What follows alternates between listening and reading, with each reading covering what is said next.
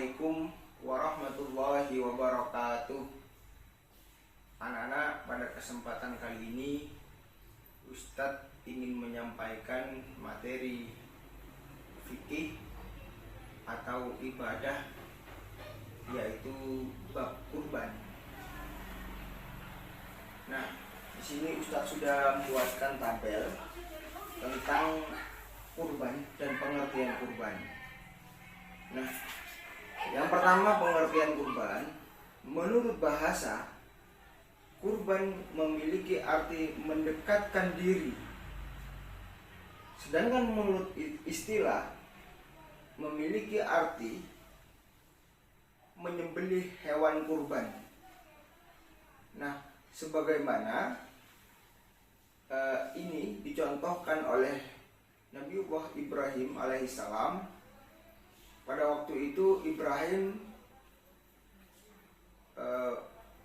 bertahun-tahun tidak dikaruniai seorang anak.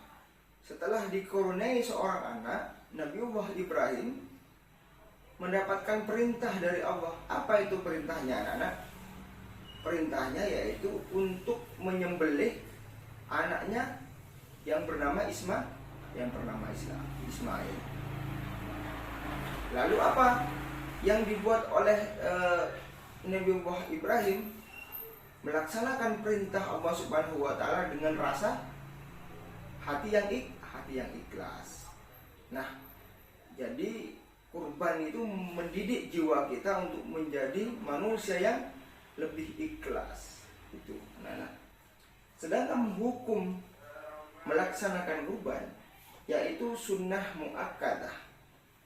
Apa yang dimaksud dengan sunnah muakkadah? Yaitu sangat dianjurkan bagi orang yang telah memenuhi syarat.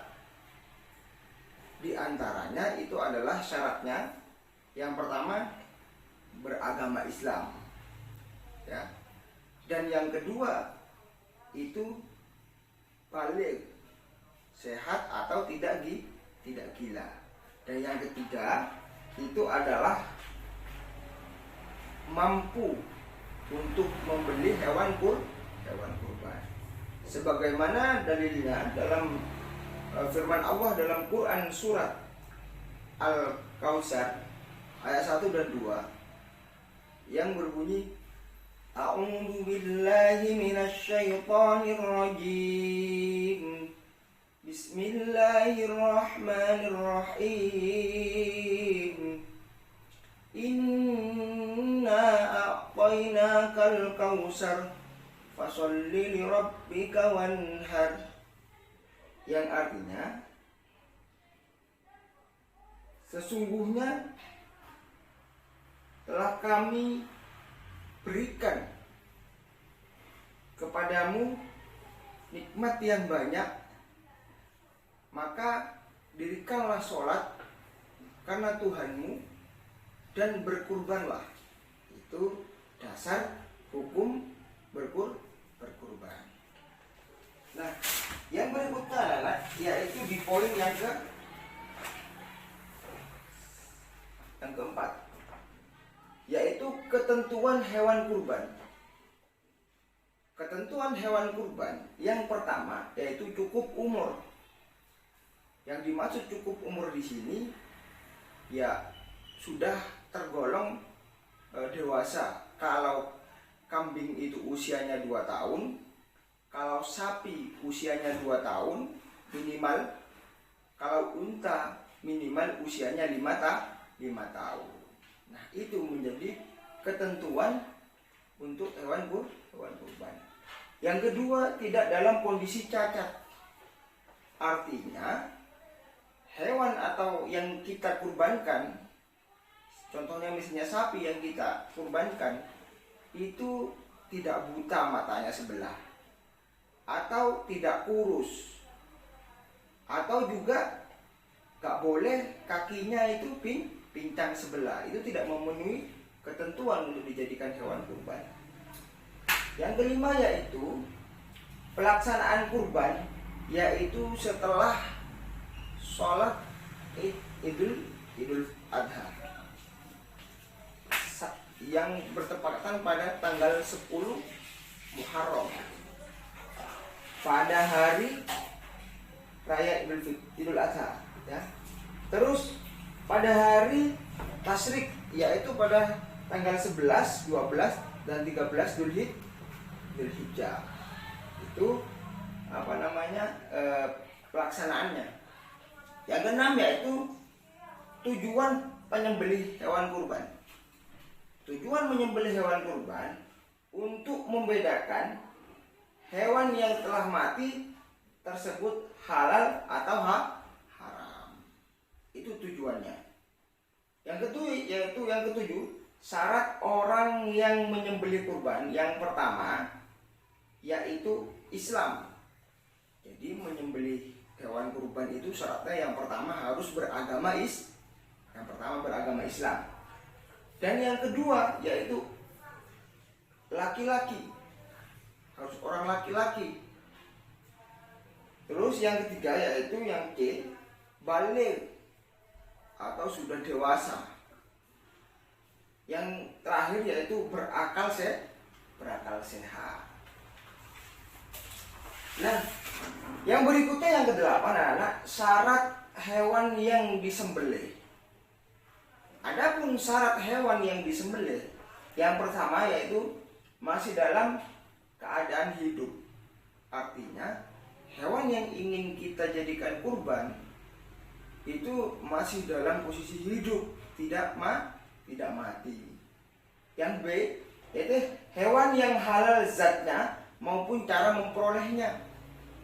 Jadi untuk dijadikan kurban itu kita harus halal hewannya, memperolehnya itu halal dengan cara yang halal. Misalnya kita menabung selama setahun, itu menabung untuk dibelikan hewan kurban.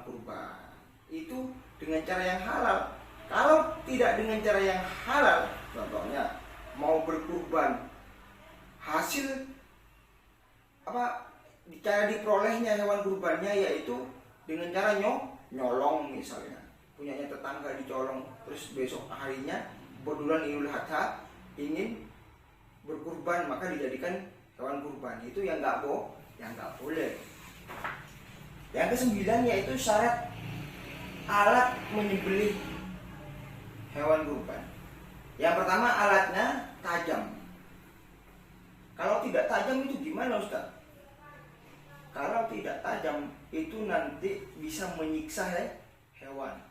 Maka disunahkan itu yang tajam.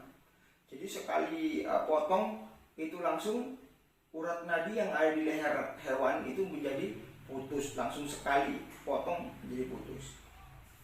Nah, yang yaitu yang kedua, terbuat dari besi, baja, bambu, dan batu. Itu yang menjadi syarat.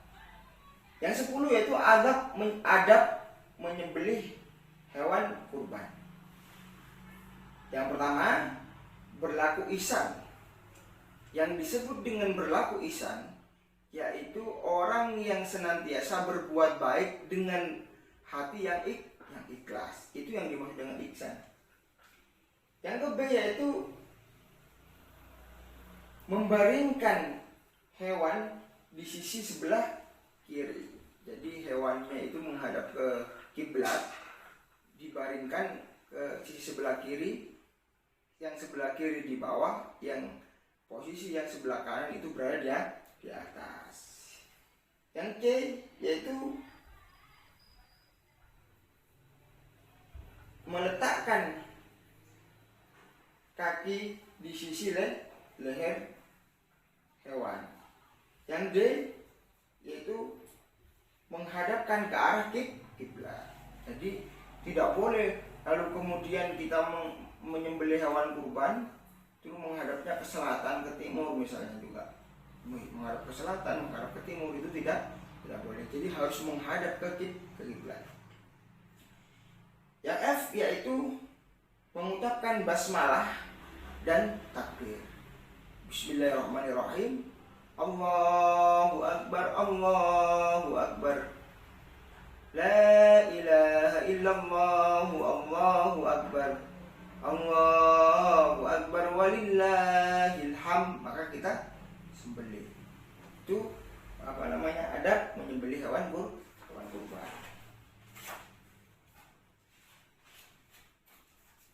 Nah, yang ke-11 anak-anak, yaitu memanfaatkan daging kurban. Nah, yang pertama kepada diberikan kepada fakir miskin yang membutuhkan. Yang B yaitu sebagian untuk orang yang berkurban. Yang kedua, hikmah berkurban. Yang pertama, mendidik jiwa ke arah takwa dan mendekatkan diri kepada Allah Subhanahu wa taala. Yang ke B, mengikis sikap tamak dan mewujudkan sikap murah hati. Yang terakhir yaitu menjalin hubungan kasih sayang sesama manusia. Jadi itu anak-anak tentang kurban. Mudah-mudahan apa yang Ustaz sampaikan bermanfaat. Kurang lebihnya Ustaz mohon maaf. Billahi fi sabil haq fastabiqul khairat. Wassalamualaikum warahmatullahi wabarakatuh.